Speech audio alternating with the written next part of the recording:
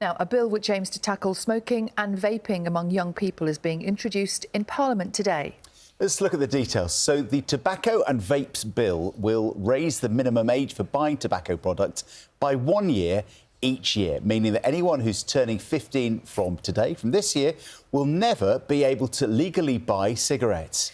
It will also restrict the flavours and the packaging of vapes to make them less appealing to children and young people, and to try to stop them buying vaping products. That's ahead of a proposed full ban on disposable vapes. And this law would change how vapes are displayed in shops, moving them out of sight, a bit like cigarettes, away from things like sweets and chocolate. Presenter Jordan North, who is a vaper himself, has been finding out more as he tries to decide whether to kick the habit. You might have noticed there's been a lot of chat about vaping. Rishi Sunak is to announce plans to ban the sale of disposable vapes. But there's so much I don't know. And so I've made a documentary to find out exactly what is in my vape. Thanks for taking time out to do this. But first, I want to see what other young vapers are concerned about. But I feel like the ones with the most, puffs, 3,000 puffs, I feel like they're worse ones. You can buy ones for £9, 15,000 puffs and that. What is in that for it to be that cheap? Where are they getting them from that cheap as well to make a profit? Do you know what I mean? When it comes to disposable vapes, legally, they're allowed roughly the same amount of nicotine as 20 to 40 cigarettes. But with the illegal ones, it could be 10 times that, alongside some potentially harmful ingredients. To find out more, I'm visiting a company who tests thousands of illegal vapes that have been seized from across the country. The illegal vape products have high levels of nicotine, they have high levels of metals, and they have high levels of carbonyls as well. And what these are potentially carcinogenic substances.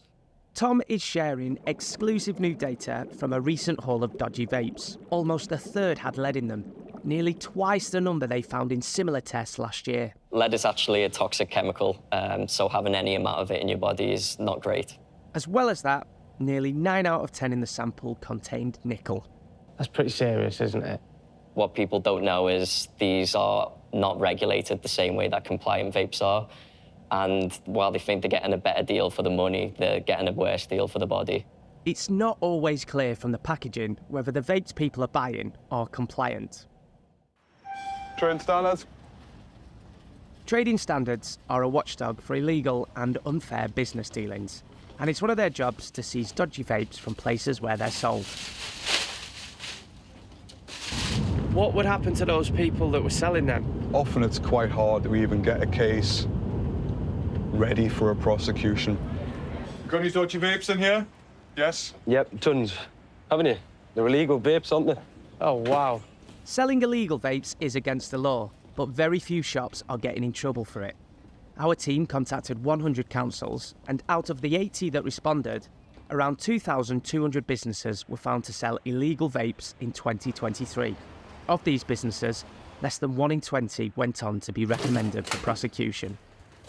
This is just us in Newcastle. There's the same work's been done across the region, across all of England and Scotland, Wales. It's just massive for everybody. Trading standards aren't able to issue on-the-spot fines to traders at the moment, but the government plan to give them this power in the future. But where do these vapes even come from? I found some videos on social media that may give me some clues. Oh, no. And a bit of a bellyache. So this lady in the factory is taking a puff on a load of vapes. You could call it quality control, but I don't think that's how it's done. We can't verify the authenticity of these videos, which brands of vapes these are, or what factories they were filmed in. But there's the problem.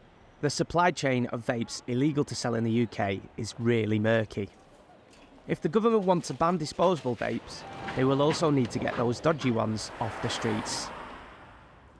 As for me, reporting this story has made me rethink my own vaping and smoking. I don't want to be glued to this little stick in my hand, vaping in 10 years' time. Overall, it's probably better to just pack them in. Jordan North, BBC News. So what does Jordan decide? What's he able to do? If you want to see his full documentary, you can watch it. It's called Jordan North, The Truth About Vaping. It's tonight at 9 o'clock on BBC Three and also on iPlayer. I like the way we've surrounded him in a cloud of smoke there for that picture. Yeah, exactly. Yes, yeah.